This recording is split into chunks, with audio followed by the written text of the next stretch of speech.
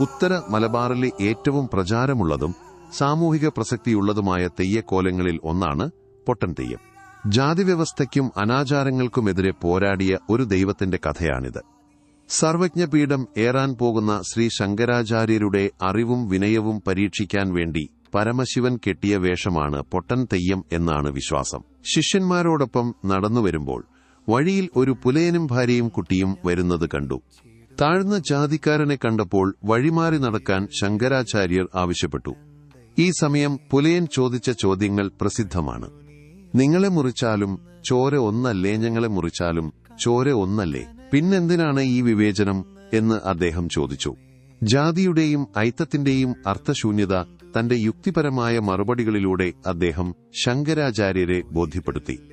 ഒടുവിൽ തന്റെ മുന്നിൽ നിൽക്കുന്നത് സാക്ഷാൽ പരമശിവനാണെന്ന് മനസ്സിലാക്കിയ ആചാര്യൻ അദ്ദേഹത്തെ വണങ്ങി. മറ്റു തെയ്യങ്ങളിൽ നിന്നും വ്യത്യസ്തമായ രൂപവും ചടങ്ങുകളുമാണ് പൊട്ടൻ തെയ്യത്തിനുള്ളത്. സാധാരണ തെയ്യങ്ങൾക്ക് മുഖത്തെഴുത്താണുള്ളതെങ്കിൽ പൊട്ടൻ തെയ്യം കവുങ്ങിൻ പാള കൊണ്ടുണ്ടാക്കിയ മുഖാവരണമാണ് ധരിക്കുന്നത്. അതിൽ സദാ ചിരിച്ചുകൊണ്ടുള്ള ഒരു ഭാവമായിരിക്കും ഉണ്ടാവുക. വലിയ കനൽക്കൂട്ടത്തിന് മുകളിൽ മേലേരി പൊട്ടൻ തെയ്യം മലർന്നു കിടക്കുകയും ഇരിക്കുകയും ചെയ്യും. കുളിരണ്, വല്ലാണ്ട് കുളിരണ് എന്ന് പറഞ്ഞുകൊണ്ടാണ് തെയ്യം തീയിൽ വീഴുന്നത്. ഇത് ലോകത്തിന്റെ പൊള്ളുന്ന സത്യങ്ങളെ തമാശ രൂപേണ കളിയാക്കുന്നതാണെന്ന് വിശ്വസിക്കപ്പെടുന്നു. പൊട്ടൻ തെയ്യം പറയുന്നത് മുഴുവൻ ഗ്രാമ്യഭാഷയിലുള്ള ഉപദേശങ്ങളും പരിഹാസങ്ങളുമാണ്.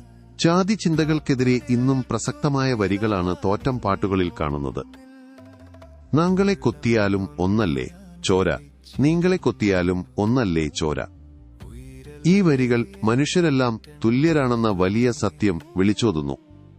പൊട്ടൻ തെയ്യത്തോടൊപ്പം സാധാരണയായി പുലമാരുതൻ, പുലച്ചാമുണ്ടി എന്നീ തെയ്യങ്ങളും കെട്ടിയാടാറുണ്ട്.